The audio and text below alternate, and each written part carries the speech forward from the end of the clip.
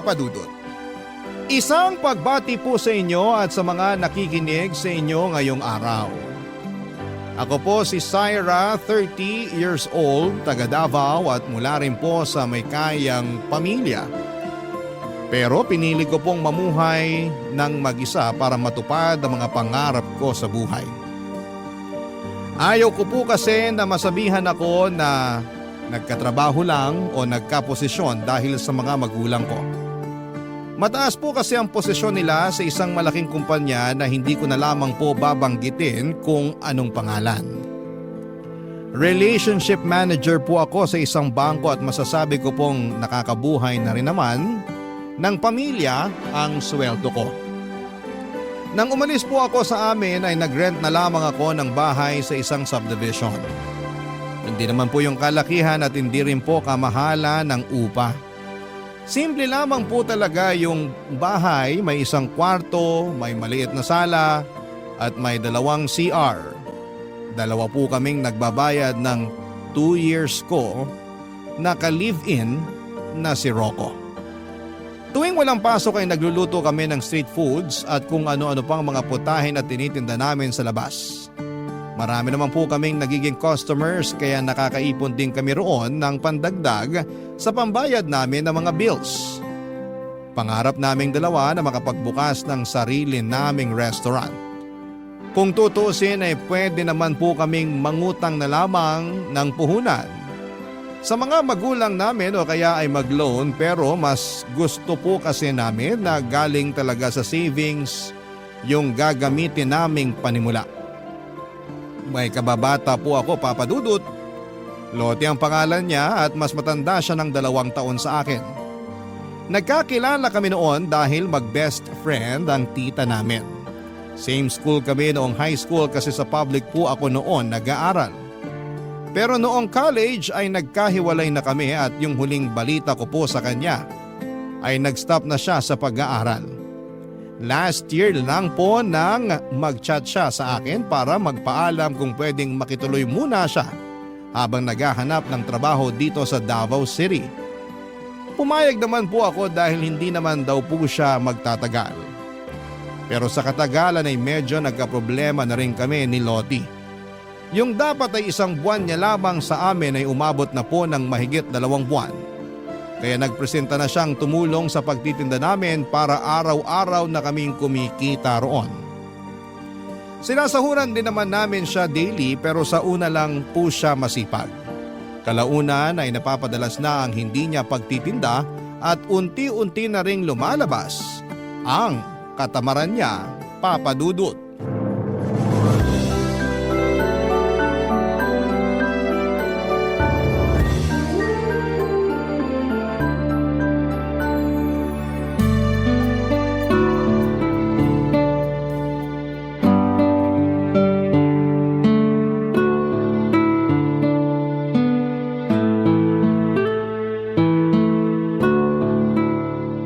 Lottie, hindi ka ba magtitinda ngayon? Hindi na muna. Bakit naman sayang yung benta kung hindi ka magtitinda ngayon? Saka na-prepare ko na kagabi yung ibang lulutuin. Baka masira yung mga yun. Ang sakit kasi ng katawan ko, tsaka antok na antok pa ako eh. Bakit ba kasi nag-prepare ka kagad ng lulutuin? Hindi mo man lang ako tinanong. Hindi na ako nagtanong kasi Monday to Friday ka naman talaga nagtitinda, di ba? Saka paano ka kikita ng pera kung ganyan laging dinadahilan mo? Ganyan din sinabi mo nung nakaraang araw na hindi ka nakapagtinda. Ano ba kasing ginagawa mo kagabi at puyat na puyat ka? Ano kasi, may kachat akong afam. Dahil doon kaya ka napuyat? Bakit? Bawal na ba ako makipag-chat? Ay, wala namang kaso sa akin kung nakikipag-chat ka sa kung sinong gusto mo o kahit anong oras ka pa matulog. Ang sa akin lang naman, may business tayo. Okay lang sana kung hindi ka nagsabi sa amin na ikaw na lang munang magtitinda kasi hindi ka naman namin uobligahing magtinda. Kaya naman namin gawin yun tuwing weekend. Ikaw naman? Masyado kang dedicated sa maliit nyong business? Malaki naman ang sinasahod nyo ni Rocco. Kahit malaki yung sinasahod namin, kailangan pa rin namin ng extra income para sa pangarap naming restaurant. Alam mo naman yun, di ba? Malaki-laki rin kasing kinikita sa pagtitinda sa labas. Lalo na ngayon na marami nang nakakaalam na may pwesto tayo at nagugustuhan na nila yung mga paninda natin. Napapagod na rin kasi ako eh. Hindi ko kaya yung gigisingin ng maaga tapos maghapon magbabantay sa labas. Nakakaantok tsaka nakakainip din kaya yun. Kung ayaw mong magtinda, ano palang trabaho yung gusto mo? Gusto ko na maghanap ng ibang trabaho. O sige, kung ayaw mo nang magtinda, kami na lang ulit ni Rocco tuwing weekend. Asikasuhin mo na yung pag-a-apply mo. May nahanap ka na ba? Wala pa nga eh. Maghahanap pa lang. Sana naman makahanap ka na this time. Ikaw naman, parang pinapaalis mo na ako niyan eh. Hindi kita pinapaalis. Para sa sarili mo rin yun. Mahirap kapag nasa ganyang edad ka na tapos wala ka pang sariling pera. Hindi ka laging may mauutangan. Okay naman ako nung may trabaho pa ako. Inalat lang talaga kaya ganito na naman yung nangyari sa akin. Sabi mo kasi nung dumating ka rito may papasukan ka na tapos bigla kang nag-back out. Kaya nga kami nag-offer na ikaw na lang yung magtinda para kumita ka kahit nandito ka lang. Okay rin naman yung pagtitinda pero kasi nakakapagod talaga. Girl, wala namang trabaho na hindi nakakapagod. Kahit nga utak at kamay lang yung gumagana maghapon, nakakapagod pa rin eh. Ano palang gusto mo?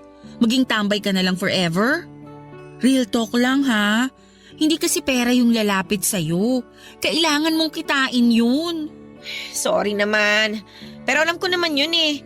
Ang hirap lang talaga maghanap ng trabaho ngayon. Mahirap kasi hindi ka naman naghahanap. Ang ganda na nga ng trabaho mo last time, di ba? Pero sabi mo, nagsawa ka.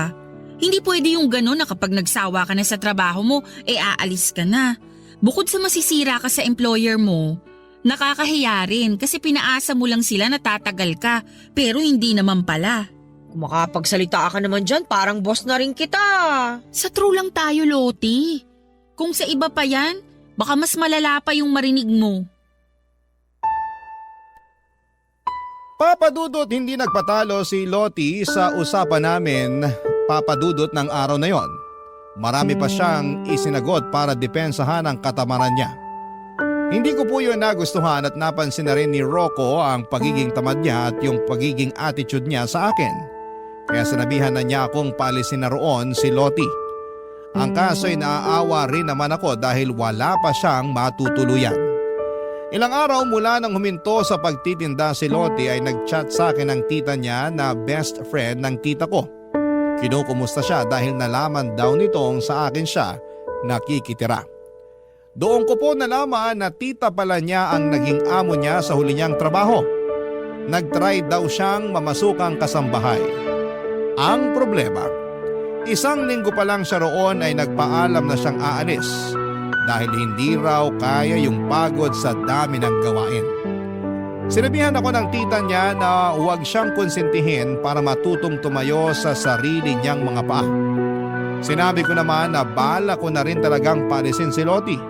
Pinagbigyan ko lang ng mga 1 buwan para makahanap ng trabaho. Pero gaya ng una, hindi yun nangyari.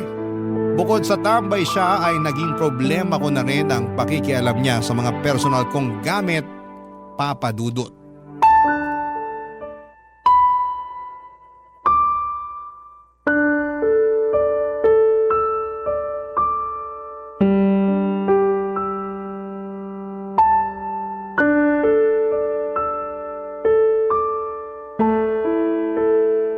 Loti, ginamit mo ba yung sabon ko? Ha? Hindi ah. Basa kasi yung sabon ko, tsaka wala na dun sa pinaglalagyan ko nung gagamitin ko na sana. Hindi ko rin naman nagagamitin yon, kaya kung ginamit mo talaga, sabihin mo na lang yung totoo. Oo na, sige na. Ginamit ko talaga yun kanina. Pasensya ka na ha. Wala na kasi akong sabon nakalimutan kong bumili kahapon. Please naman! Hinahayaan na nga kitang gamitin yung ibang mga gamit dito sa bahay. Pero wag mo naman pakialaman yung mga personal kong gamit. Alam mo namang sensitive yung balat ko, di ba? Kapag may ibang gumamit ng sabon ko, nangangati ako. Ano ba yan? Sela naman masyado. Hindi ko rin naman ginustong maging maselan ako pero iniingatan ko rin kasi yung sarili ko.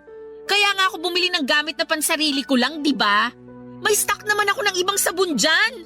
Kumuha ka na lang kung hindi ka pa nakakabili. Pero yung ginagamit ko sa CR, wag mo nang gagalawin. Pasensya na, hindi na mauulit. Sinabi mo na rin yan last time pero naulit pa rin. Kaya nga nakikiusap na ako sa'yo ngayon. Hindi naman kasi dapat nagsishare ng sabon eh. Pati towel ko ginagamit mo na rin. May sarili ka namang towel. Bakit hindi yun yung gamitin mo? Nasa labahan pa nga eh. Next week pa ako maglalaba. Isa pa yung mga labahan mo. Puno na yung laundry basket dun sa likod. Kung next week ka pa maglalaba, wala ka na niyang isusuot. Pati ba naman yun? Papansinin mo pa? Paano ko hindi papansinin? Kung kaagad yun ang makikita kapag binuksan yung back door. Paano na lang kung bigla kaming magkaroon ng bisita? Nakakahiya naman kung makikita yung nakatambak na labahan doon.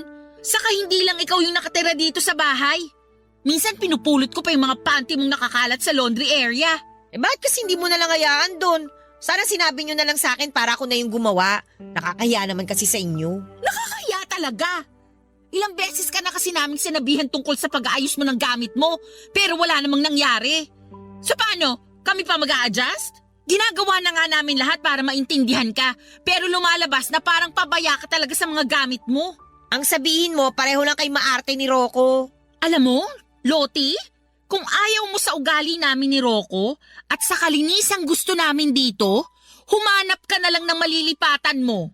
At least, kapag may sarili ka ng tinutuluyan, wala nang makikialam sa'yo. Wala pa nga akong pera, di ba? Hintayin mo lang na magkatrabaho ako. Aalis na rin ako dito.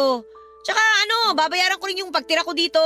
Kahit pa konti-konti, parang wala kayong masabi. Hindi mo naman kailangang bayaran yun. Kahit nga sana hindi ka pa lumipat, okay lang eh. Basta makisama ka lang ng maayos. Sinusubukan ko naman eh. Pero lahat na lang ng gawin ko, may nasasabi kayo. Para sa ikabubuti mo rin naman yun. Kasi paano kung sa ibang bahay ka napunta, tapos gawin mo rin yung mga ginagawa mo rito? Baka mas malala pa yung marinig mo sa kanila. Hindi na kasi tayo mga bata na kailangan palaging sabihan. Pinamukha mo pang immature ako. O edi sige, ikaw na yung perfect. Ikaw na yung malinis sa katawan, masipag, mapera, lahat Tigilan mo na yan, please lang. Ayoko makipag-away. At hanggat maaari, ayoko rin sanang magbitaw ng masasakit na salita. Pero kung mag-a-attitude ka pa ng ganyan, kahit pinagsasabihan ka lang naman, hindi naman pwedeng magpasensya na lang ako palagi. Sinasabi ko to sa'yo para alam mo kung ano yung iniisip namin. Kesa sa ibang tao pa kami maglabas ng sama ng loob, tapos magmumukha ka pang masama sa kanila. Nagigets mo ba? Sige na, ayusin ko na lang yung mga labahan ko. Huwag ka mag-alala. Hindi na rin ako makikialam sa mga gamit mo. Maghahanap na rin ako ulit ng trabaho para makaalis na ako dito. Papadudot, hindi ko na po noon na itago ang iritasyon ko kay Loti kaya sinang-ayunan ko na lamang ang sinabi niyang maghahanap na siya ng trabaho para makaalis na sa inuupahan namin. Sinabi ko na mas mabuti pa nga ganon ang gawin niya para hindi na kami magkaproblema pa. Isa pa baka sa katagalan ay magkaproblema na rin kami ng fiancé ko dahil napapansin ko na rin noon na pinipilit niyang makipaglapit kay Rocco. Alam ko naman na faithful sa akin ang fiancé ko pero wala po akong tiwala kay Loti. Nakita ko na siya kung paano makipaglandian sa ibang lalaki. Kahit na hindi niya pa lubusang kilala ay hindi siya nagdadalawang isip na makipag-usap. Nagulat nga po ako noon nang ipinakita niya sa akin ang malalaswan nilang usapan ng ka-talking stage niya. At hindi lang yon, sa iisang lalaki kundi tatlo sila na pinagsabay-sabay niyang i-entertain. Kapag nawala ng gana sa isa, lilipat na naman sa iba. Kaya hindi siya nawawala ng kausap. May mga pagkakataon pa na nangihingi rin siya ng pera. At doon na po ako nabahala dahil may kalakihan din ang hinihingi niya. Baka kasi kapag nagkagipitan at singilin siya ng mga lalaking hinuhututan niya, ay maipit pa kami ni Rocco dahil sa amin siya nakatira. Papadudot, noong idinahilan niya na wala siyang pera ay napinitan na lamang kami noon na pahiramin siya para makapagrenta kahit bed spacer lang. Hindi na rin naman ako nang hinayang kahit na alam kong hindi na niya ako mababayaran dahil nakahinga na ako ng maluwag nung hindi na namin siya nakakasama. Nagkaroon na kami ni Rocco ng privacy. Pero makalipas lang ang 2 buwan ay bumalik na naman si Loti at nagpupumilit na patuloyin namin siya sa bahay, Papa Dudut. Barangay Love Stories. Barangay Love Stories. Papa Dudut, ayaw na talaga naming tanggapin si Lottie noong bumalik siya sa amin pero nagmakaawa siya at sinabing 1 buwan lang naman siyang makikitira. Pero hindi ko magawang magtiwala dahil nasabi na rin naman niya iyon nung una. Ang naging problema ko lang nang dumating siya ay maraming tao sa paligid dahil weekend yon at nagtitinda kami. Nagmakaawa na siya sa amin at paiyak-iyak pa siya sa harapan namin ni Rocco. Dahil nahiya na kami sa mga nakakakita ay tinanggap na lang namin siya pero nilinaw namin na 1 buwan lang talaga siyang makikituloy sa amin. Mula nang bumalik siya ay naging magulo na naman sa bahay. Wala kasi akong nakitang pagbabago kahit konti man lang mula noong umalis siya. Hindi ko na lang idedetalye kung gaano po siya kadugyot sa bahay at sa mga gamit niya. Pero hindi ko po talaga kaya na makasama sa isang bahay ang ganon katamad at kaburara sa gamit. Hindi naman ako nagkulang sa pagpapaalala sa kanya pero parang manhid na po siya sa mga sinasabi ko. Mas inuuna pa niya ang pakikipag-chat at video call sa mga lalaki niya kesa mag-asikaso ng sarili niya at ng mga gamit niya. Hanggang sa muli na naman po siyang nawalan ng trabaho. At sa pagkakataong yon ay naka1 buwan na rin siya sa amin, Papa Dudut.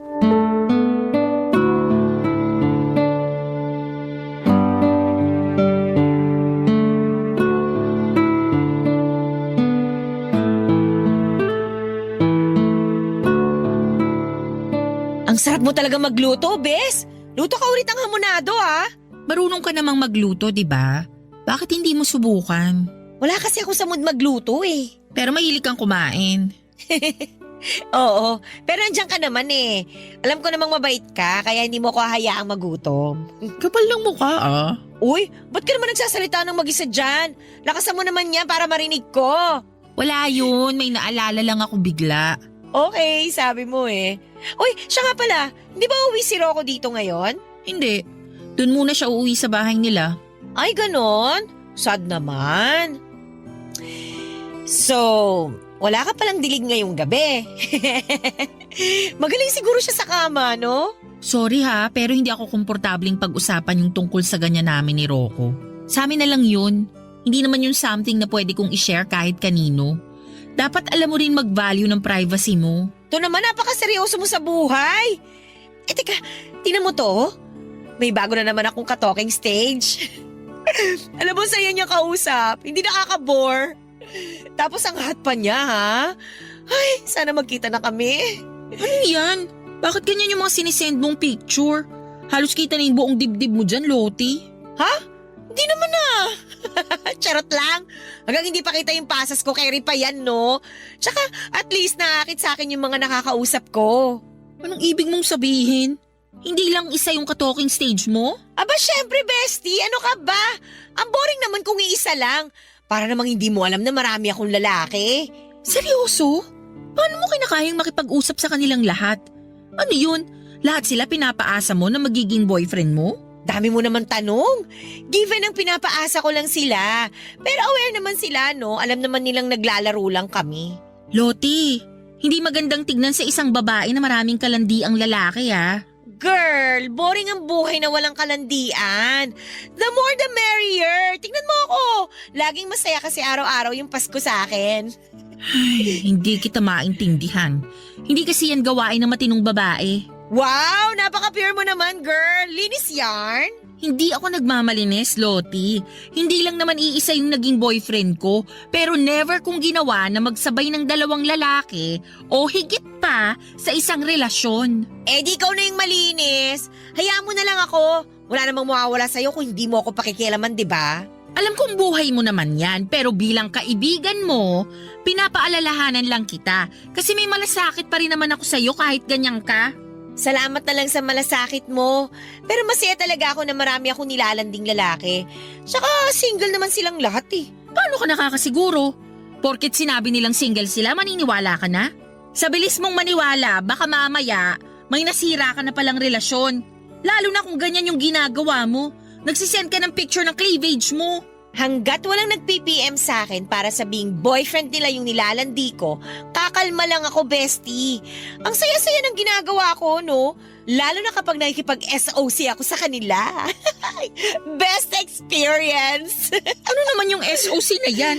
Sex on chat! My gosh, ginagawa mo yun? Loti naman. Hindi safe yung ganun. Ano ka ba? Oy, may rules kami ng mga nakaka-SOC ko, kaya safe kami, no?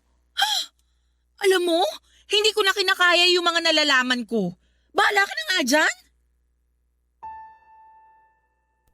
Papadudot, lumaki po ako na galing sa conservative na pamilya. Kaya hindi ko talaga kayang sabayan ang mga ginagawa ni Lottie. Hindi ko nagustuhan na masyado siyang welcoming pagdating sa mga lalaki.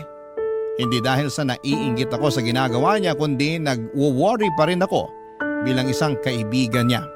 Parang hindi rin naman kasi kaya ng konsensya ko kung may mangyayaring masama sa kanya at hinayaan ko lang yon. Papadudot. Nang minsan akong mag-invite na mga kaibigan ko sa bahay, nagpatulong ako kay Lottie sa pagluluto. Mga kaklase ko noong college ang mga bisita ko. Matagal na raw kasi nilang gusto makipag-bonding sa akin, pero dahil masyadong busy sa trabaho ay hindi ko sila ma-meet. Linggo noon kaya walang pasok, bali 3 lalaki at 2 babae po yung bisita ko. Wala namang magjowa sa kanilang lahat at parang magkakapatid lang talaga yung turingan namin. Nagulat po ako nang bigla na lang magtanong si Lottie kung anong Facebook account ng mga kaibigan kong lalaki. Nagkatinginan na lamang sila noon at bakas din sa mga mukha nila na ayaw nila yung ibigay. Pero dahil nahiya silang tumanggi ay napilitan na lamang silang ibigay kay Lottie ang mga pangalan nila. Hindi pa man sila nakakaalis sa bahay ay nakapag-send na kaagad ito ng friend request sa kanilang 3. Sabi ng mga kaibigan ko ay hindi naman daw nila ini-entertain si Lottie kaya hindi na ito nag-message pa ulit sa kanila. Pero matapos yon, papadudot ay sinabi sa akin ni Lottie na snub daw pala ang mga friends ko. Lihim na lang akong natawa noon. Hindi naman kasi uubra sa lahat ng lalaki ang paglalandi niya. At isa sa mga lalaking yon ang boyfriend ko na sinubukan na rin niyang landiin, papadudot.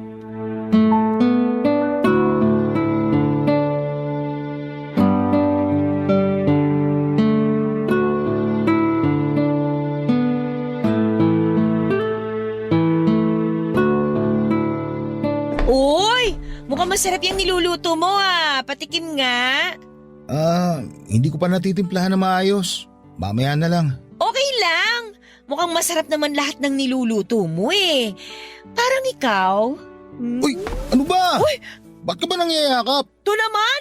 Nabanguhan lang ako sa'yo eh. Masama ba yun? Hindi mo naman dapat ginagawa yun sa akin. Fiyase ako ng kaibigan mo. Respeto naman oh. Sungit naman. Simpleng yakap lang eh. Kahit na. Saka desisyon ko naman kung sino lang ipapayagan ko yumakap sa akin. Kaya pwede ba? Huwag mo nang uulitin yun. Anong nangyayari dito? Naririnig ko sa CR yung boses ninyong dalawa. Nagtatalo ba kayo? Pinagsabihan ko lang tong kaibigan mo. Bigla-bigla na lang kasi nangyayakap habang nagluluto ako rito. Ano? Ginawa mo yon, Lottie? Alam nyo ang OA nyo. Simpleng yakap lang naman yun eh. Pero kung makapag-react kayo, parang nakagawa na ako ng krimen. Simpleng yakap lang? Una sa lahat, bakit mo siya yayakapin? Hindi mo siya boyfriend. Hindi nga kayo close para gawin mo yan eh. Alam mo, ayoko sanang sabihin to eh. Pero sa ginagawa mo, pinapatunayan mo lang na malandi ka talaga. Bakit ka ba ganyan sa akin? Naiinggit ka ba? Bakit naman ako maiingit sa pagiging malandi mo? Oh, tama na yan. Huwag na kayo mag-away. Hindi naman ako yung nagsimula eh. Pagsabihan mo yung girlfriend mo, masyado malisyosa. Malisyosa? Fiancé ko nga mismo ang nagsabi na niyakap mo siya. Hindi siya magrereklamo kung hindi siya nailang sa ginawa mo. Ang sabihin mo, gumagawa ka lang ng dahilan para magalit sa akin. Ramdam ko naman eh, inis na inis ka na. Alam mo naman siguro kung bakit, di ba? Gusto mo ba isa-isahin ko pa? Han, tama na. Paalisin na lang natin to si Lottie. Ano? Paalisin niyo ako ng dahil lang doon? Ang bababaw niyo naman! Hindi ka babawan yon. Kasi punong-puno na kami sa'yo. Saka wag kang kumilos na parang ikaw ang nagbabayad ng renta dito. Ang tagal mo nang nakikitira sa amin. Second chance mo na to. Ayaw na nga ni Rocco na nandito ka eh. Pero nakiusap ako sa kanya kasi wala ka namang ibang mahihinga ng tulong. Tapos ano? Ganito pang gagawin mo sa akin? Lalandiin mo na rin pati fiancé ko? Mahiya ka naman. Wala akong dapat ikahiya. Sa ganito na ako eh. Palibasa walang lalaki na naaakit sa'yo kasi para kang lola dyan sa pagiging conservative mo. May pera ka nga, boring naman yung buhay na meron ka. Eh ikaw, sa tingin mo, saan ka pupulutin pag pinalayas kita? Hindi mo ako mapapaalis. At bakit hindi? Loti, pakiusap lang, umalis ka na. Pero Rocco, wala naman akong ginagawang masama ah. Please, kesa lumala pa tong pagtatalo natin, umalis ka na lang. Ngayon talaga? Gabing-gabi na. Sige, kung hindi mo kaya ngayong gabi, kahit bukas na lang. Pero pakiusap, tigilan mo na si Syra. Huwag mo nang baliktarin pa yung sitwasyon na parang kami pa yung may kasalanan dito. Pareho lang kayo eh. Ang yayabang nyo porke may mga pera kayo. Hindi naman namin pinagmamalaki na may pera kami. Ikaw lang yung nag-iisip ng kung ano-ano dyan, tapos gagamitin mo sa amin para magmukha kaming masama. Ginawa na nga namin lahat ng pag-a-adjust para sa'yo. Kahit na ikaw dapat ang gumawa nun kasi ikaw yung nakikitira. Wow! So talagang pinamumukha nyo sa akin na pabigat ako rito. Tama na nga. Mag-impake ka na lang ng mga gamit mo. Kung bukas mo gusto umalis, bahala ka. Basta bukas ng umaga, dapat wala ka na rito.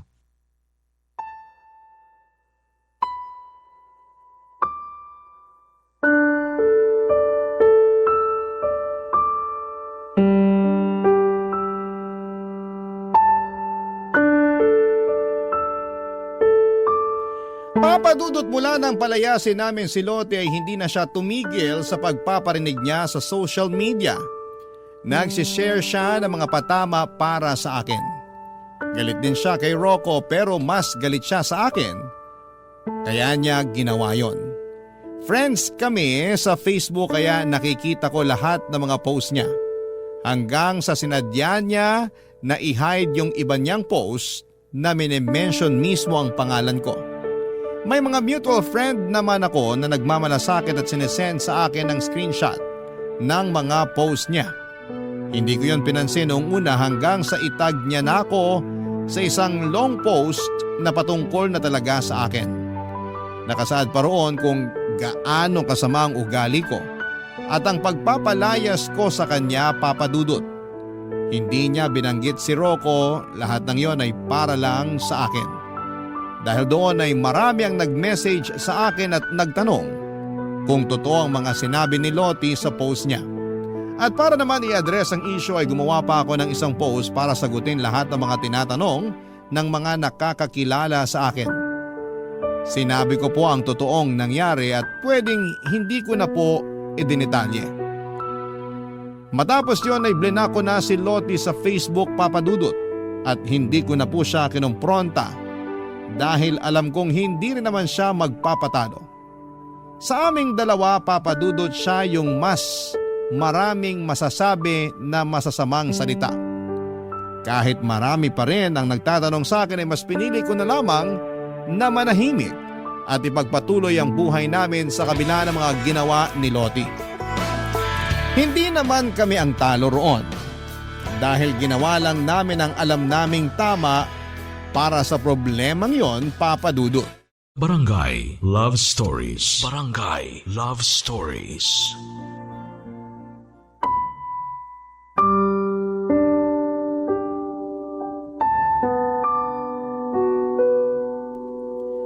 Papadudot, kahit na hindi ko pinatulan si Loti sa mga issue na ginagawa niya ay nalaman ko na hindi pa rin pala siya tumitigil sa paninira sa akin. Panay pa rin pala ang pagpo-post niya ng mga patama at kung ano-anong paninira.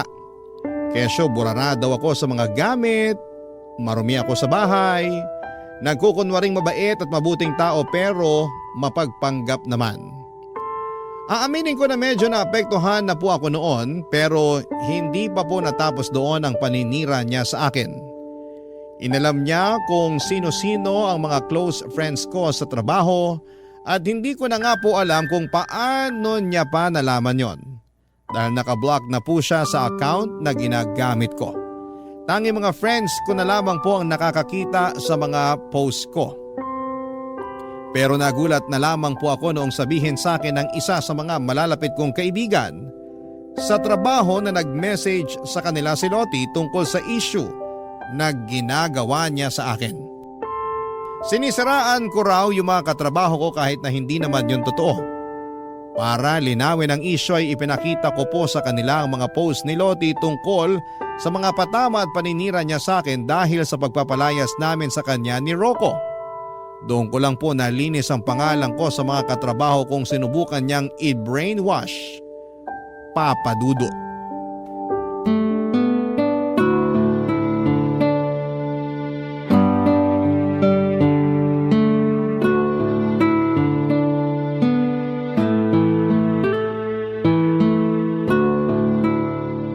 Ang sarap naman ng beefsteak mo, Han. Gumagaling ka na talaga sa pagluluto, ha?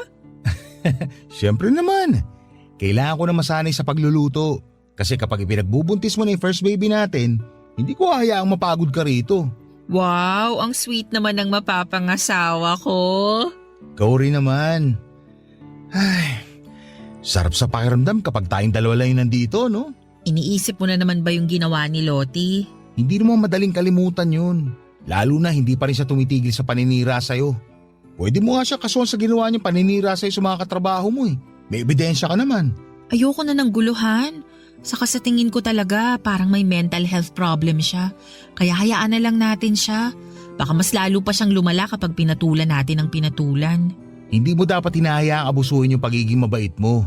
Mamimihasa yun. Baka nga hanggang ngayon, hindi pa rin tumitigil si Lottie hanggat hindi kanya nakikitang umiiyak na parang isang talunan. Baka sa susunod, mas malala pa yung gawin niya sa'yo. Hindi naman siguro. Sino yun? Halos gibain na yung gate ah. Halika, tingnan natin. Syra! Syra, lumabas ka dyan! Ay, sabi ko na eh. Hindi pa talaga tapos si Lottie sa panggugulo sa'yo. Lumabas ka, Syra! Kailangan ng babaeng to. Ano na naman ba to, Lottie? Bakit ka nag-iiskandalo rito? Gabi na nagpapahinga na yung mga kapitbahay namin. Wala akong pakialam! Papasok ako! Tumabi ka dyan! Aray! Syra, okay ka lang? Makatula ka naman. Ayaw mo kasing tumabi eh! Sabi ng papasok ako! Hindi ka na pwedeng pumasok dito. Trespassing ka. Sa tingin mo may pakialam ako? Nandito ako kasi inis na ako sa'yo! Ano ba kasalanan sa'yo ni Syra? Kung tutusin nga, siya ay mas may karapatang mainis o magalit sa'yo dahil sa mga paninirang ginawa mo sa kanya. Pasalamat ka, hindi kanya pinatulan. Huwag ka nga nakikisawsaw dito! Feeling gwapo ka naman dyan! Kasali ako rito. Pumasok ka sa bakur ng bahay na inupahan namin. Kaya bakit hindi ako makikisawsaw? Umalis ka na nga! Han, hayaan mo na nga muna kaming mag-usap. Kapag sinaktan niya ako, tumawag ka ng tanod. Tanod? Ha! Ako lang to, pero tatawag na kayo ng tanod? Ang hihinaan nyo naman? Bakit ka ba kasi nandito? Hindi pa ba obvious? Nandito ako para guluhin ka. Hindi mo ako pinapansin sa Facebook eh. Nasasayang lang yung oras ko sa kapo-post. Pero hindi ka man lang tinatablan. Manhid ka na ba o sadyang makapal talaga yung mukha mo kaya dinededma mo lang ako? Sa ating dalawa, ikaw yung makapalang muka. Anong karapatan mo na siraan ako? Wala akong ginawang masama sa'yo. Ginawa ko na nga lahat para tulungan ka pero abusada ka. Sa tingin mo may tutulong pa sa'yo kung ganyan yung ugali mo? Kung ayaw mo akong tulungan, pwes, dadagdagan ko na lang yung problema mo sa buhay. Uy! Lottie, ano ba? Busag na Parang busag! tanga! Tigilan mo yung mga halaman ko! Bakit ko naman gagawin yon? Alam ko mahalaga sa'yo itong mga halaman mo. Mahal to, di ba? Lalo na itong mga paso na to. Kaya mas maganda kung sisirain nating lahat. Lottie, pwede ba? Tumigil ka na! Ayoko! Kung hindi ka titigil! Ano, ha? Ano? Anong gagawin mo sa akin? Ha? Kaya mo ako? Oh! Kayang-kaya ko tong gawin sa'yo! Oh, loko! Siguro naman ngayon, nahimasmasang ka na! Papa Dudut, kahit nasampal ko noon si Lottie ay hindi pa rin siya tumigil sa panggugulo niya. Gumanti siya sa akin, sinampal niya rin ako at sinabunutan pa. Nagsabunutan kaming dalawa, Papa Dudut, at sa galit ko ay hindi ko talaga binitawan ang buhok niya at pilit na isinubsob ang mukha niya sa mga halamang kong kumalat na dahil sa pagwawala niya. Sa pagpasok pa lang kasi ng gate ay bubungad na kaagad ang mga inaalagaan kong halaman. Kaya yon ang pinagdiskitehan niya. Nang mapaghiwalay kami ni Rocco ay saka ko lang napansin ang mahahabang kalmot niya sa braso ko. Dumating ang mga tanod na tinawagan ni Rocco noong gabing yon. Dinala si Lottie sa barangay kasama kami ng fiancé ko. Papadudot nagkaroon kami noon ng kasunduan sa barangay na hinding-hindi na pupunta sa inuupahan namin si Lottie. At kapag bumalik pa siya roon para guluhin kami ay kakasuhan namin siya ni Rocco. Isinama rin namin sa kasunduan na titigilan na rin niya ang pagpaparinig at paninira sa akin sa social media. Babayaran niya rin ang mga nasirang paso at halaman na binili ko pa noong kalilipat pa lamang namin. May kamahalan pa naman po ang mga yon kaya hindi talaga ako pumayag na hindi siya magbabayad. Para na rin po bigyan siya ng leksyon sa ginawa niya. Mula nang mag-usap kami sa barangay ni isang sorry ay wala kaming natanggap mula sa kanya. Hindi na rin naman kami umasa dahil alam naming mataas ang pride ni Lottie at feeling. Ang nakakatuwa lang doon ay hindi na talaga siya nagparamdam matapos yung nangyari at hindi na siya nagparinig sa Facebook at mukhang nag-deactivate na rin siya. Papadudot.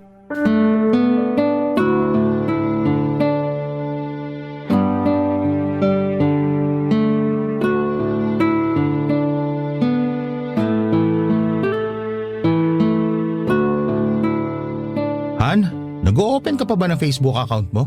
Hindi na masyado. Ba't mo natanong? Wala naman akong gagawin online. Mas gusto ko pang lumabas kesa magbabad sa gadget. Tsaka wala naman dun yung buhay ko, no?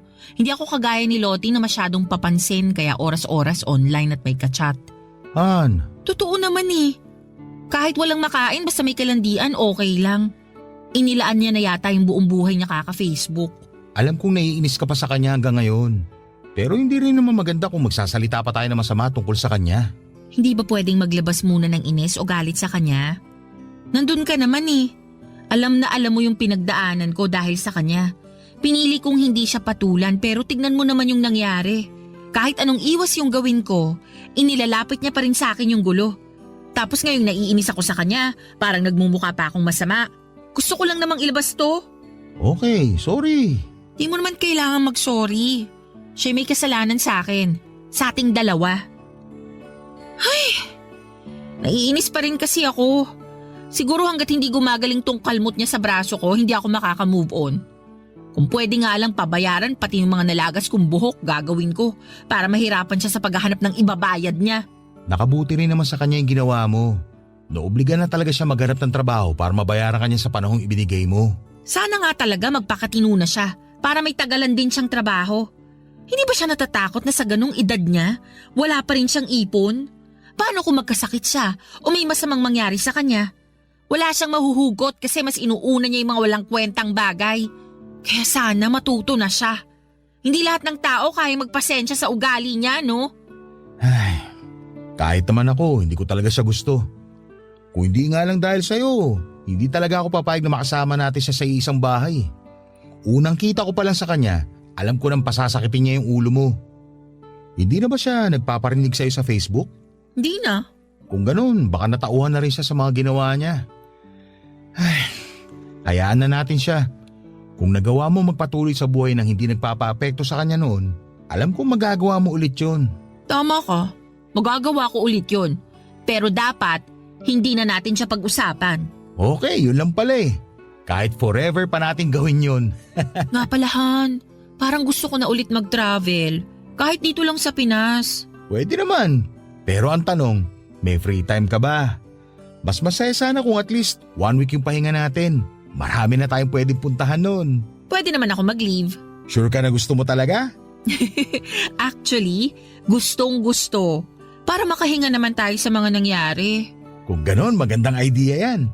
Saan mo ba gusto? Sa Batanes. Sige, sa Batanes tayo. Pero sagot ko na muna yon, okay? 50-50. Han, Nagbibiro lang ako. Oo na, ikaw na yung gagastos. Pero sa susunod, 50-50 na talaga ha. hindi naman kita sisingilin eh. Ikaw talaga. Kahit mag-break tayo, Walang breakup na mangyayari. Kasal meron. hindi na rin kasi tayo pwedeng maghiwalay. Kasi engaged na tayo. Kasi, feeling ko, magkaka-baby na tayo. Papa Dudut, sobrang saya ni Rocco nang sabihin ko yon sa kanya. Matagal na kasi niya na gustong magka-baby kami kaya pinupush na rin niya yung kasal naming dalawa. Kaya ako naman po nasabi yon ay dahil hindi naman po talaga nade-delay ang period ko. At para nga makasigurado ay nag-PT ako at nagpa-check up na rin para makasigurado. Pagkatapos noon ay nakumpirma namin na buntis na nga ako sa first baby namin ni Rocco.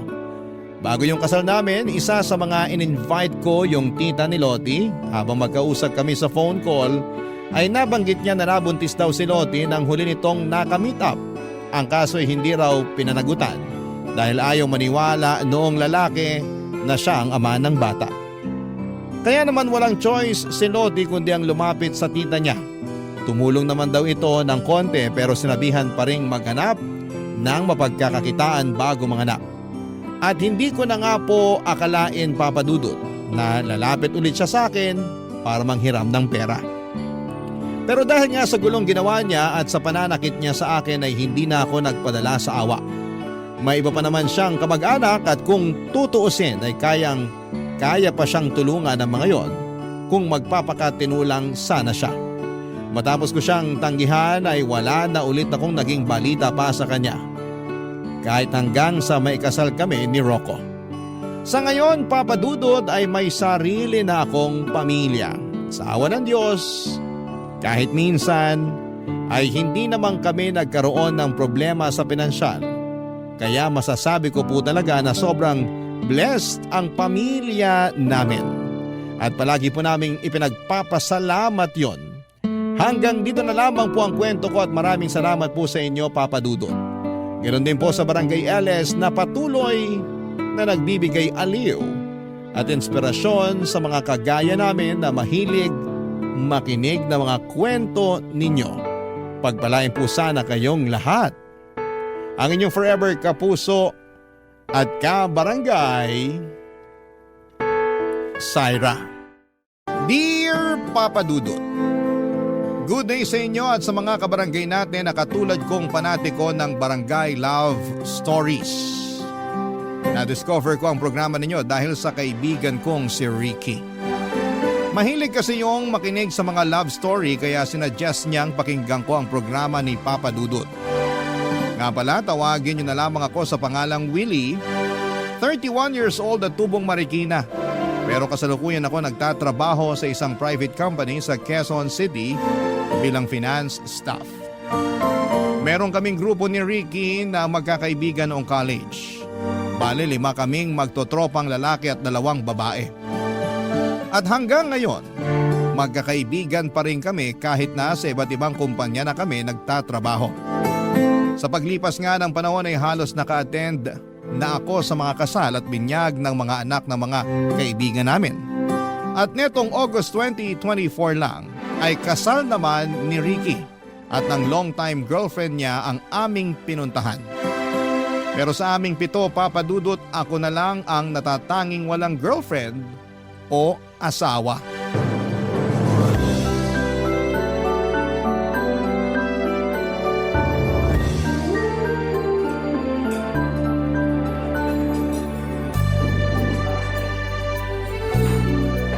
Gutom ka na ba? Hindi pa naman. Okay lang naman na umorder na tayo kasi papunta pa lang daw sila. Okay pa naman ako. Ikaw ba? Di pa ako gutom kaya hintayin na lang natin sila. Baka dumating na rin naman yung mga yun. Sige, pero pwede bang huwag nyo na ako asarin na ako na lang yung walang girlfriend o asawa sa atin? Wow! Sino nang aasar sa'yo? Nagtanong ka pa talaga. Eh ikaw nga yung pasimuno ng pang-aasar. Sorry na tol, huwag ka na magalit sa akin. Hindi naman ako galit, inis lang. Alam ko naman na wala pa akong girlfriend. Hindi nyo na yung kailangan ipamukha sa akin ng paulit-ulit. Oh, kalma. Paanong kakalma? Nakakarindi na. Concerned lang naman kami sa'yo. Siyempre, masarap pa rin yung may karelasyon. Ayos lang ako. Hindi ko kailangan nun. Sinabi mo na yan few years ago. Baka nakakalimutan mong 31 ka na. Lalagpas ka na sa kalendaryo pero wala ka pa rin pinakikilalang bebot sa amin. Sabihin mo nga, wala ka ba talagang nililigawan? Wala. Kahit dun sa trabaho mo, wala ka nagugustuhan? Wala nga. Ayoko magkaroon ng relasyon na katrabaho ko. Bakit? Bawal ba? Hindi. Prinsipyo ko lang. Nako, pag na-inlove ka, walang binatbat yung prinsipyo mo. Kahit ano pang sabihin mo, hindi ko ilalagay sarili ko sa alanganing sitwasyon. Mas mahal ko kaya peace of mind ko. Kaya kung ako sa'yo, tigilan mo na pagsasabi sa akin na maghanap na ako ng liligawan para magka-girlfriend na. Kau naman, wag mo naman masamain. Sabi ko nga, concerned lang naman kami sa'yo. Hindi ka ba naiinggit sa amin? May kanya-kanya na kaming asawa at partner. Hindi ako naiinggit dahil masaya naman ako sa buhay ko kasama ang parents ko. Hindi habang buhay kasama natin parents natin. Siyempre, darating din yung panahon na kailangan mong bumukod at bumuo ng sarili mong pamilya. Yung masasabi mong sayo talaga. Kung totoo nga yan, sana walang matandang dalaga at binata sa mundo. Gusto mo bang maging katulad nila? Ha? Kita mo na? Sabi mo nga gusto mo rin magkaroon ng sariling pamilya. Pero di naman ganun kadali yun. Hindi ko alam paano ako mag-uumpisa. Anong di mo alam? Sa panahon ngayon kahit teenager marunong manligaw. Saka maraming paraan para makakilala ka ng babae. Sumama ka kaya sa amin pag lumalabas kami para mag-hangout sa gabi hanggang madaling araw. Hindi yung umuwi ka agad ng maaga sa inyo. Dahil sabi mo nagluto ng masarap na hapunan yung mama mo. Mas gugustuhin ko pang kumain ng luto ni mama kesa sumama sa inyo magpakalasing. Tapos kinabukasan pinipeste ng hangover. Tingnan mo to. Napaka-KJ mo talaga. Paano ka makakakilala ng babae niyan? Sa bar lang ba't gimikan ako pwede makakilala ng babaeng liligawan? Hindi naman. Pwede rin sa mga volunteer works or marathon. Balita ako maraming magagandang babae dun. Hoy, hoy, hoy. Bunganga mo. Bakit? Baka nakakalimutan mo na may asawa ka na. Hindi ko nakakalimutan yun, no? Loyal kaya ako. Sana nga. Kasi galit ako sa mga cheater. Alam mo kung ano ang sana ko? Ano? Sana magka-girlfriend ka na. Para naman maranasan mo na yung may katabi sa gabi.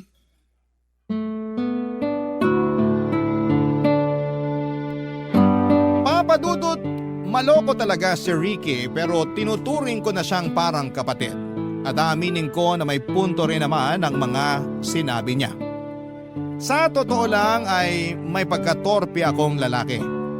Ewan ko ba pero sa tuwing magdidesisyon na akong ligawan ng isang babae ay parang aso na nababahagang bundot ko. Marami akong the one that got away o yung tinatawag nilang totga. May tsansang sinayang at opportunity na nawala. May mga nagustuhan din naman akong babae lalo na sa pinagtatrabahuhan ko pero ibang-iba kasi talaga ang personality ko pagdating doon. Kumbaga ay introvert ako, ang gusto ko lang ay pumasok sa trabaho, magtrabaho, umuwi at sumweldo. Hindi niyo ako masisisi. Kaliwat ka ng iskandalo ang nasaksihan kong nangyari sa opisina namin sa loob ng 9 na taon kong pagtatrabaho doon. Nandyan yung walang katapusang affair at kung ano-ano pa. Kaya naman nangako ako sa sarili ko na hindi ako mai-involve sa ganong klase ng sitwasyon. Pero syempre nangangarap pa rin naman ako na makakakilala ng babaeng mamahalin at pakakasalan. At doon nga dumating sa buhay ko si Mary nang minsan siyang mag-apply sa pinagtatrabahuhan ko, Papa Dudut.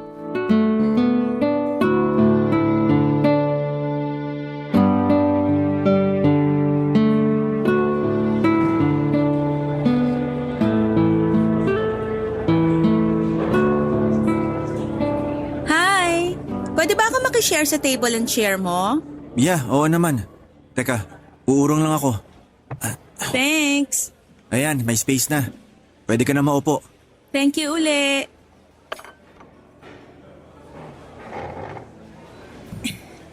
Ayan, sa wakas nakaupo na rin ako. Ay, grabe. Kanina pa kasi ako naghahanap ng bakanting mesa at upuan dito pero lahat occupied na. Ganito talaga rito pag lunch break. Kaya nga minsan may second and third batch yung kumakain eh. Hindi naman kasi pwede mag-lunch sa mesa mo sa office. Dahil working table raw yon. Ganon? Ang baduy naman. Kung gusto pala nila ng ganong policy, sana nilaki-lakihan nila tong kantin nyo. Hindi naman ganito sa dati kong pinagtatrabahuhan. Pwede kang kumain sa mesa mo basta lilinisin mo lang bago ka magsimula ng trabaho uli. Talaga? Ang cool naman. Sinabi mo pa. Kung pwede lang yun dito, hindi na ako makikipagsiksikan dito sa kantin. Nakakatamad din kayang tumayo sa upuan mo para pumunta rito at kumain pag lunch break. Ako noon, pagkatapos kong kumain sa table ko sa office, diretso tulog. O kaya, manonood ako ng anime. Paborito ko kasi yon. Ah, kaya pala. Ay, by the way, kanina pa tayo nagkukwentuhan pero alam mo na ba pangalan ko? Kung hindi ako nagkakamali, ikaw si Mary, di ba? Oo, trainee pa lang ako dito at unang araw ko ngayon.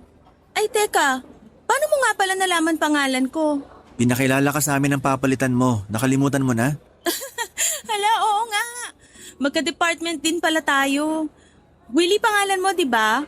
Naalala ko nagpakilala ka nga pala kanina. Oo, ako nga yun. Sabi na parang pamilyar yung mukha mo eh. Ikaw lang kasi yung tahimik sa mga kasamahan natin. Lahat sila maiingay at maraming chismis. Kahit mga lalaki. Nako, sinabi mo pa. Mas chismoso pa ang mga lalaki kesa sa mga babae rito. Pero buti na lang hindi ka kasali sa kanila. Major turn off ko talaga yung mga chismoso. Para sa akin, aksaya lang sa oras sa pakikipagchismisan. Nandito ako para magtrabaho at hindi magsayang ng oras sa mga walang kakwenta-kwentang bagay. Naks naman! Ganyan din yung mindset ko nun sa dati kong pinagtatrabahuhan. Ayokong sumali sa mga chismisan pero ang ending, ako ang pinagchismisan. Grabe naman yun.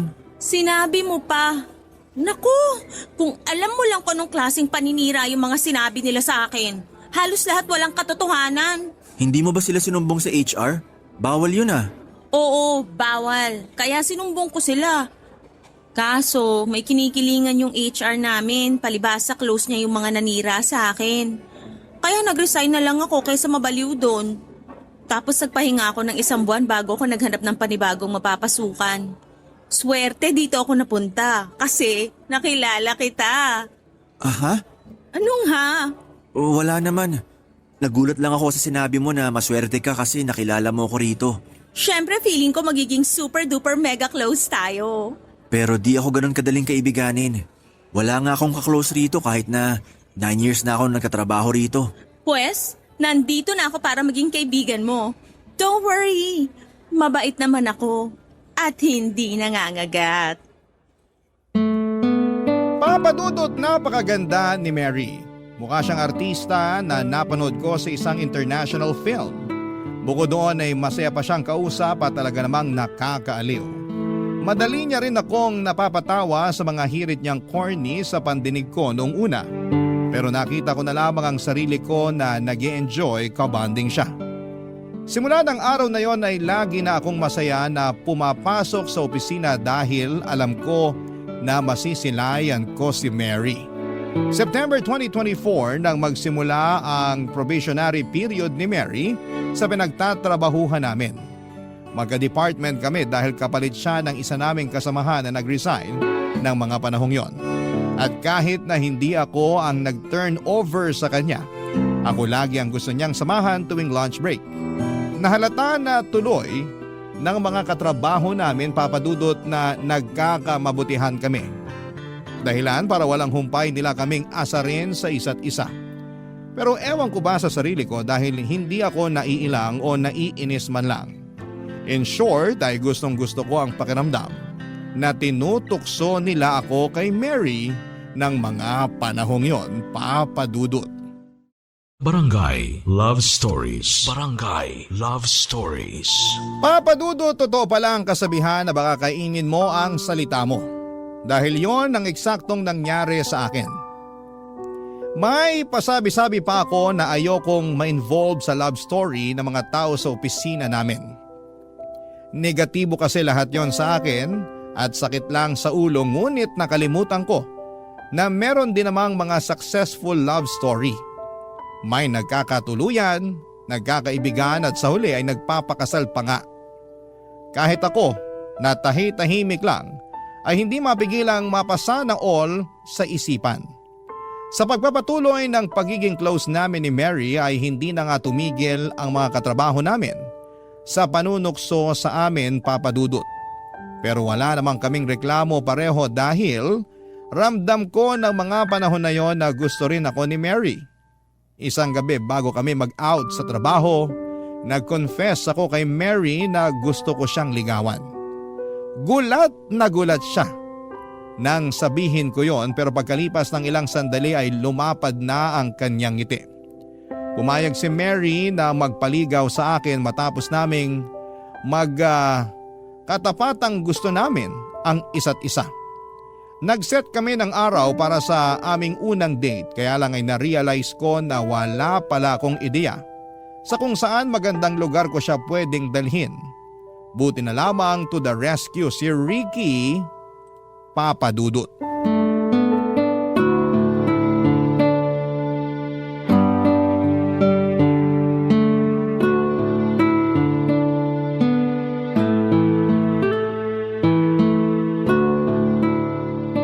Buti naman naligaw ka rito sa bahay namin. Siyempre, miss ko na luto ni tita eh. Kahit kailan mukha ka talagang pagkain. Oo naman, food is life, ika nga. Pero thank you, kasi pumunta ka. Welcome. Sakto, di ako ganun ka-busy. Saka alam ko kailangan mo tulong ko. Makakailangan ka naman? Yan kaya sabi mo sa text mo sa akin, kailangan. Gusto mo basahin ko? Teka, nasa na ba yung cellphone ko? Wag na, ikaw naman. Aminin mo na kasi na kailangan mo ng expertise ko sa mga bagay na tungkol sa paghanap ng magandang date spot. Oo na, kailangan ko na. Yan, dali lang naman aminin. Sige na, tulungan mo na ako. Saan ko ba pwedeng dalhin si Mary para sa una naming date? Marami naman magagandang restaurant around Metro, lalo na dun sa Tomas Morato. Lagi kami nagde-date dun ni Mrs. Kaso gusto ni Mary yung may mga overlooking. Pangarap daw niya makapunta sa mataas na lugar. Overlooking at mataas na lugar baka mo? Kung gusto mo ng malapit-lapit, pwede sa Rizal. Sa Antipolo, overlooking doon. Sa Tanay at Teresa din. Meron din mga overlooking na kapehan sa Angono. Ikaw na lang mamili. Pero gusto ni Mary yung malamig. Malamig? Alam ko na. Pumunta kaya kayo sa Tagaytay. Perfect spot yun para sa mga gusto ni Mary. Malayo yun, di ba? Oo, pero sulit naman punta nyo. Doon ko dinala misis ko nung unang date namin. Kaya nga nagtagal kami at eto, kasal na. Sige, mukhang magandang choice nga yung Tagaytay. Tumpak! Saka masarap doon umigop ng mainit-init na sabaw ng bulalo. Sakto sa malamig na panahon. Pero timbrehan lang kita na ihanda mo yung budget mo. Kasi medyo mamahalin mga restaurant doon. Ganun ba? Oo. Huwag ka mag-alala. Quality naman yung food at services nila. Basta para kay Mary walang kaso sa akin na gumastos. Naks naman! Ganyan nga. Magpa-impress ka sa nililigawan mo. May kasabihan nga na first impressions last. Sa tingin mo pag ginawa ko yun, may chance na ako kay Mary? Hindi ko masasabi dahil depende pa rin yung tsansa mo sa magiging takbo ng date nyo. Hindi lang naman natatapos sa pagpili ng magandang lugar na pagdadalan mo sa kanya para sa date nyo yung pagpapasikat mo sa nililigawan mo eh. Pati na rin yung kung paano mo siya tataratuin sa simula pa lang ng date nyo. Halimbawa kung susunduin mo ba siya gamit ng motor mo o magkokotse kayo, tandaan mo, malayo-layo rin yung Tagaytay. Nung huling beses na pumunta kami doon ni Mrs. Nagmotor lang kami. Tapos panay reklamo niya sa akin na masakit na raw yung puwet niya. Nako, ang malas naman nun. Sinabi mo pa, para maiwasan mo yung ganong insidente, kaya sinabi ko, mahirap na, baka ma-turn off sa'yo si Mary. Tatandaan ko yan. Ano pang gusto mong malaman? Ano kayang susuotin ko? Casual lang, pero yung magmumukha kang gwapings. Paano yun? T-shirt at pants? Pwede. Tapos, paresan mo ng pangmalakasang sapatos at relo. Solve ka na dyan. Sige, salamat talaga tol. Walang anuman. Baka may tanong ka pa. Ibira mo na.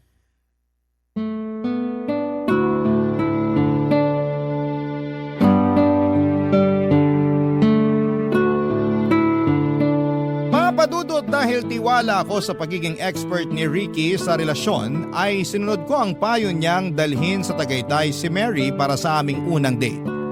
Medyo may kamahalan ng restaurant na pinili ko pero pinag-ipunan ko na lamang yon. Advance kong inalamang menu para ma-check ang presyo ng mga pagkain at nagpa-reserve na rin ako. May motor naman ako pero ayokong mapagod si Mary kaya naisipan ko na mag-rent ng kotse. Sumapit ang araw ng date namin, walang kaalam-alam si Mary kung saan ko siya dadalhin. Sinabi ko na lamang na magtiwala siya sa akin at yun nga ang eksaktong ginawa niya. Kaya nasorpresa talaga siya nang dumating kami sa restaurant sa Tagaytay kung saan kami nag-date, Papa Dudut. Sinabi niya sa akin na first time pa lamang niyang makapunta doon at makakain sa mamahaling restaurant. Kaya naman masaya ako dahil nadala ko siya doon, Papa Dudut. Hanggang sa pag-uwi namin ay hindi maalis ang ngiti sa nabi ni Mary. Kaya kahit lumagpas sa budget ang nagastos ko, ay wala naman akong pagsisisi. Pera lamang yon. Pwede ko pa namang kitain sa susunod. Totoo nga na nakadagdag pogi points kapag sa magandang lugar mo dinala ang isang babae para sa una ninyong date.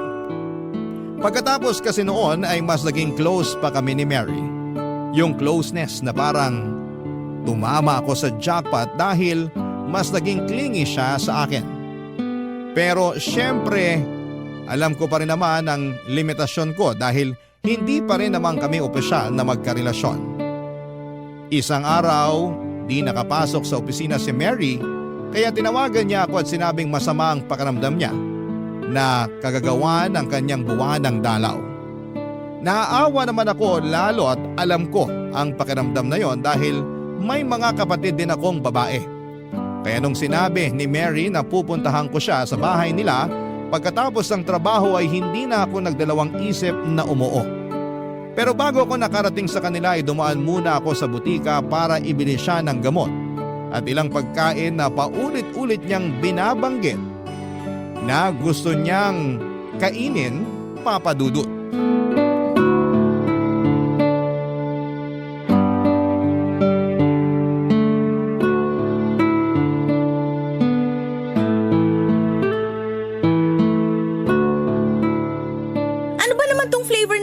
Na binili mo? Chocolate ba to o ano? Cookies and cream yan. Hindi mo ba gusto? Hindi! Matcha kaya favorite ko. Akala ko cookies and cream. Nabanggit mo kasi kanina. Oo, pero di ko sinabing favorite ko yan. Yung sister ko ang may favorite niyan. Nasarapan lang ako nung pinatikim niya pero loyal pa rin ako sa matcha. Hindi ba halata? Green nga favorite color ko eh. Ganun ba? Pasensya ka na. May magagawa pa ba yung pasensya mo? Hindi ko naman ito maiinom. Oh, sa'yo na lang. Hindi rin naman ako umiinom niyan. Mahina tiyan ko sa ganyan. Anong gagawin ko rito? Tapon ko na lang. Mary naman, kung ayaw mo, ibigay mo na lang dun sa kapatid mo na paborito yan. Wala siya rito, nasa school pa. Ay, hirap naman kasi sa'yo, may plano ka palang bumili, di ka man lang nag-text sa akin para magtanong. Gusto kitang sorpresahin. Para kahit paano gumaan-gaan yung nararamdaman mo. Alam ko mahirap din pag nagkaka-period. Paano mo naman nalaman? Eh hindi ka naman babae. May mga kapatid akong babae. Ay, whatever. Palpak pa rin yung milk tea na binili mo. Imbis na gumaan pakiramdam ko, naging mabigat pa lalo dahil mali naman yung flavor na pinili mo. Sorry na. Ay, oh, ano pa ba yung iba mong dala? Mga gamot lang tsaka heating pad. Meron na ako niyang heating pad eh. Saka di ako umiinom ng gamot kahit mamatay pa ako sa sakit. Ayoko nun. Ay, oh ano naman yung nasa paper bag? Fries and burger. Yak, ayoko niyan. Ilayo mo nga sa akin yan, nasusuka ako sa amoy. Please lang. Akala ko ba gusto mo nito? Paano mo naman nasabi na gusto ko yan, ha? Sinabi mo kaya sa call kanina? Kanina yon, pero hindi na ngayon. Ayoko na niyan, ang baho, nakakasuka yung amoy. Ay, parang sa lagay wala na akong dinalang matino ah. Buti alam mo, sa kakasalanan mo rin naman yan dahil hindi ka marunong magtanong. Pwede mo naman akong i-text para alamin yung gusto ko at kailangan, pero di mo ginawa. Gahol na kasi sa oras. Tsaka nandun ako sa pagbilhan ko eh. Kahit na. Ay, puro ka dahilan eh. Oh, edi ngayon hindi sana masasayang yung mga pinamili mo. Hindi mo ba talaga tatanggapin tong mga binili ko? Kahit tong gamot lang at heating pad. Hindi ka ba nakikinig? Hindi nga ako naggagamot at meron na akong heating pad. Mabuti pa iuwi mo na lang yan sa mga kapatid mong babae. O di kaya bigay mo sa mga pulubi dyan sa daan. Baka mas kailangan nila. Mary naman eh. Bakit ganyan tono mo? Parang ang laki ng kasalanan ko sa'yo eh. Sinabi ko lang naman feelings ko. Wala naman akong sinabing may kasalanan ka. Ay, hayaan mo na nga. Papadudot yun ang unang beses na nakapunta ako sa nirerentahang apartment nila Mary. Kasama niya doon ang mga magulang niya at 3 nakababatang kapatid. Malit lamang ang tinutuluyan nila pero meron namang hiwalay na kwarto para sa kanya. Kaso'y tambak din ang damit at iba pang mga gamit ang kwarto ni Mary kaya medyo masikip. Claustrophobic pa naman ako kaya bahagya akong hindi nakahinga. Pero natiis ko naman. Kaya lang ay nakadagdag sa bigat ng nararamdaman ko ang pagtatalo namin ni Mary dahil sa maling flavor ng inumin na binili ko para sa kanya. Hindi rin niya nagustuhan yung iba ko pang mga pasalubong. Na-disappoint ako nang hindi niya kinatuwa yung mga gamot at heating pad na nabili ko na pwede niyang gamitin habang may period siya. Sa isip ko ay napaka-ungrateful niya pero buti na lamang dahil nagsorry din naman siya sa akin kinalaunan. Napansin yata niya na frustrated na ako at hindi makahinga ng maayos sa sikip na kwarto niya. Kaya nagkabati rin kami ng gabing yon.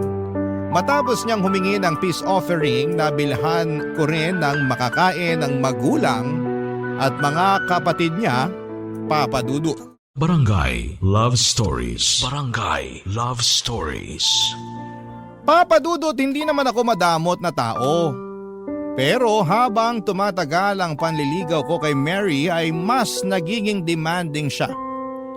Kapag nasa opisina kami ay lagi siyang nagpapabili sa akin ng cravings niya katulad na lamang ng mamahaling kape.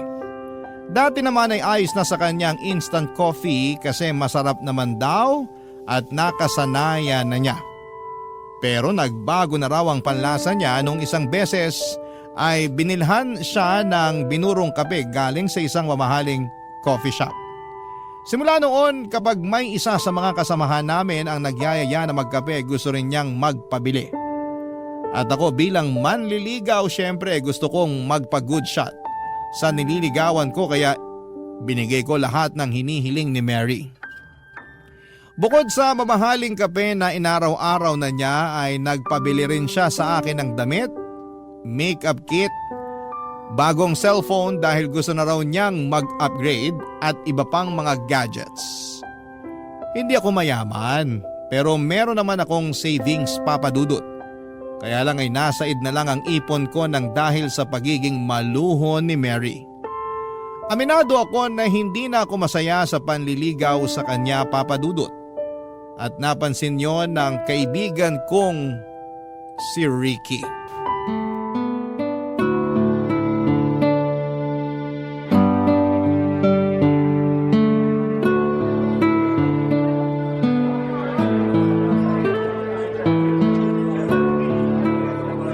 Himala, hindi mo yata ka-date ngayong linggo si Mary.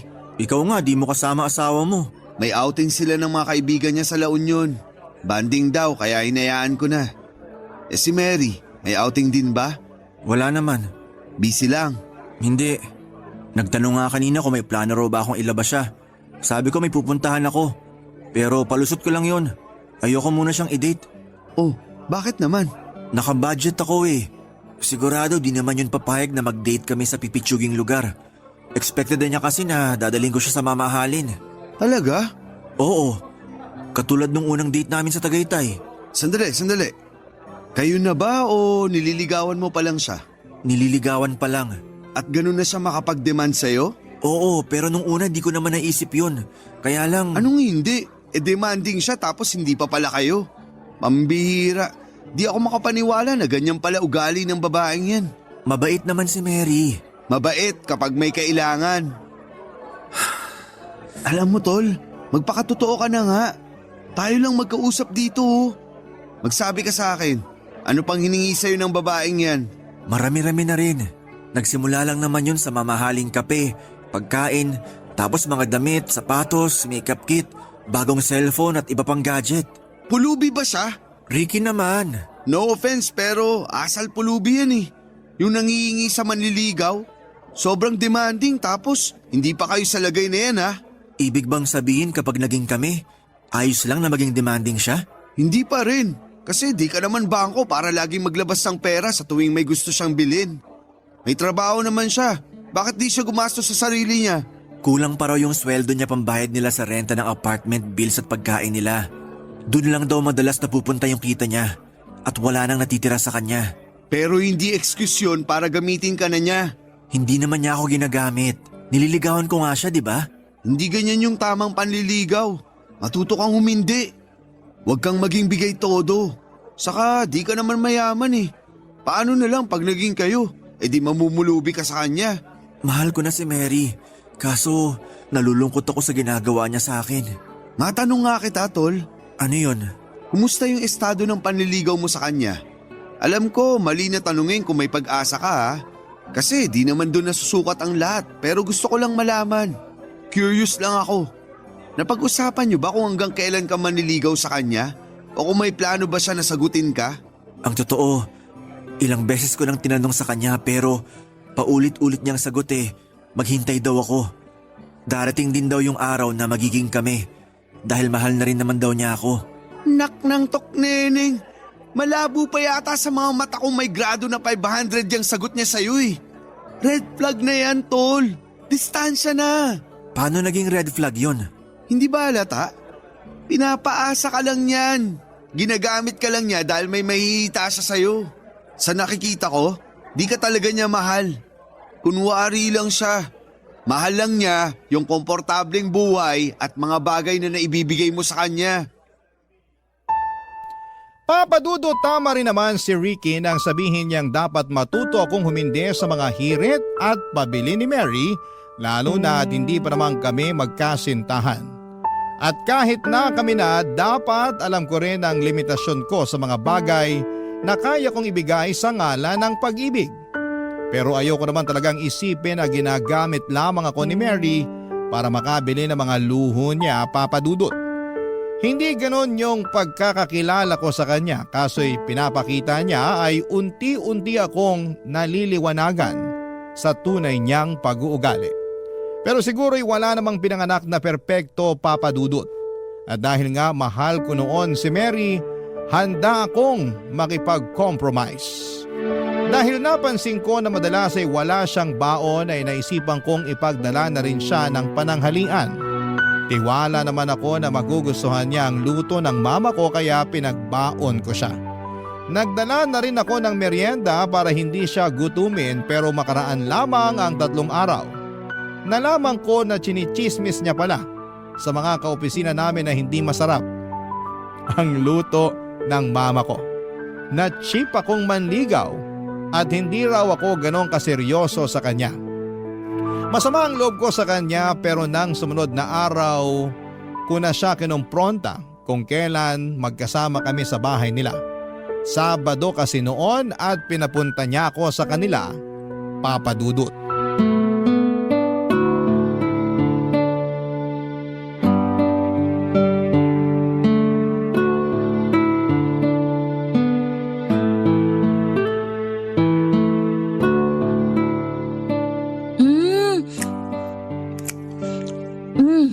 Salamat dito sa pizza na dala mo Ang sarap. Buti na lang naisip mo na magtanong sa akin bago ka bumili para di nasasayang yung pera mo. Buti naman nagustuhan mo na. Oo naman. Paborito ko to pepperoni. Ayaw mo ba? Di ka kumakain Hindi mo gusto yung flavor? Gusto naman pero wala akong gana. Sige ka, ubusin namin to nila nanay at tatay. Sige lang, family size naman yan. Sandali nga. Bakit naman ganyan tono mo? Ang cold mo Hindi ako cold. Wag mo nga akong pinaglololoko. Alam ko yung cold sa hindi. Aminin mo, masama loob mo na pinabili kita ng pizza, no? Hindi masama loob ko. Saan naman ang galing yan? Sa akin lang. Base sa naobserbahan ko sa'yo. Ano? Tama ako, di ba? Masama loob mo? Hindi nga masama ang loob ko. Bakit ganyan mood mo? Nagtanong ka ba talaga kasalanan mo kung bakit ganito ang mood ko? Paano naging kasalanan ko? Kasi chinichismis mo ako sa opisina. Sinisiraan mo ako dahil pinagbabaon kita ng pananghalian at merienda. Pati luto ng mama ko iniinsulto mo pa. Tama ba yun? Yun ba? Bakit? Na-offend ka? Nagsasabi lang naman ako ng totoo, lalo tungkol sa luto ng mama mo. Hindi masarap pero lagi mo nga nauubos yung dala ko sa'yo. Siyempre, nakakahiya naman kung magtitira ako, no? Saka saan ka naman nakakita ng manliligaw na pinagbabaon yung nililigawan niya? Ikaw palang nakita kong ganon. Anong masama doon? Wala. Pero ganyan ka ba kakuripot? Kuripot pa pala ako sa lagay na to? Halos lahat nga binigay ko na sa'yo kahit na hindi pa tayo. Magiging tayo rin naman eh. Maghintay ka lang. Hirap sa'yo, masyado kang mainipin. Hindi ako mainipin. Marunong ako maghintay. Pero mukhang tama nga yung sinabi ng kaibigan ko tungkol sa'yo. Ano yon, ha? Na demanding ka at manggagamit. Ano? Ulitin mo nga yon? Demanding ka at manggagamit. Ginagamit mo lang ako kasi may mapapala ka sa akin. Pero ang totoo, di mo naman talaga ako mahal. Sinasabi mo lang na mahal mo ako para di kita bitiwan. Paasa ka, Mary. Ako pa talaga yung paasa? Ikaw nga tong nanliligaw, di ba? Hirap sa inyo, hindi lang nasunod gusto nyo, nanunumbat na kayo. Hindi ako nanunumbat, pero sumusobra ka na. Oo, nanliligaw pa lang ako. Pero hindi ibig sabihin pwede mo na akong abusuhin. Masyado ka namang pa-victim. Akala mo naman anong ginawa ko sa'yo. Gusto mo ba isoli ko mga gamit at damit na binigay mo? Nandyan lang naman kasi yung iba. Nakatambak lang. Hindi na. Ano namang gagawin ko sa mga yun? Mas kailangan mo yun. Anong sinabi mo? Nakaka-offend ka, ha? Wala na akong pake kung na-offend ka. Problema mo na yun. Buti pa alis na ako. At saan ka pupunta? Uuwi na. Wala talaga ako sa mood, sorry. Hoy, Willie! Bumalik ka rito! Huwag kang umalis! Hoy! Papadudot na piko na talaga ako noon kay Mary nang dinamay niya ang luto ng mama ko. Hindi kasi totoo yon. Masarap magluto si mama at nung sabihin kong ipagbabaon ko ang nililigawan ko ay suportado ako ng mama ko. Kaya naman nakakagalit na sinisira niya sa ibang tao ang luto ni mama. Bukod doon ay nakaka-offend din na tinawag niya akong cheap dahil lang sa gusto kong magtipid. Sa totoo lang, ayoko naman talaga siyang pagsalitaan ng hindi maganda o iwanan ang araw na magkasama kami sa bahay nila. Pero bigla ko na lang naramdaman na hindi ko na kayang maging masaya na kasama siya at nasasakal na ako sa kanyang presensya. Kaya nga pakiramdam ko ay nakahinga ako ng maluwag pagkalabas ko ng bahay nila, Papa Dudut. Hindi pa ako umuwi sa bahay ng araw na yon, sa halip ay dumiretso ko kina Ricky. Inoff ko rin ang phone ko para hindi ako matawagan ni Mary. Nang nakauwi na ako sa bahay, napakarami niyang text at missed calls. Humingi siya ng sorry sa akin at nangako na babawas-bawasan na niya ang pagiging demanding. Pero na mga panahon na yon ay desidido na akong tumigil sa panliligaw sa kanya, Papa Dudut, dahil naliwanagan ako sa naging pag-uusap namin ni Ricky. Hindi porke mahal mo ay hahayaan mo nang abusuhin ka. Nililigawan ko pa lamang yon, ha? Paano pa kaya, Papa Dudut, kapag naging kami na? Sa kasalukuyan ay hindi na kami magkatrabaho ni Mary matapos niyang mag-awol. Aminin kong iniisip ko pa rin kung kumusta na siya. Pero may bahagi sa akin na ayaw nang malaman ang kalagayan niya. Oo, minahal ko siya ngunit hanggang doon na lamang yon. Sana sa magiging karelasyon niya ay wag na niyang gawin dito yung bagay na ginawa niya sa akin. Hanggang dito na lamang po ang sulat ko, Papa Dudut, at sana'y mapili po ninyong i-ere sa programa ninyong Barangay Love Stories. God bless in advance sa inyong lahat, no? And ako po ang inyong kapuso at kabarangay forever na palagi nakatutok sa inyo, Willie.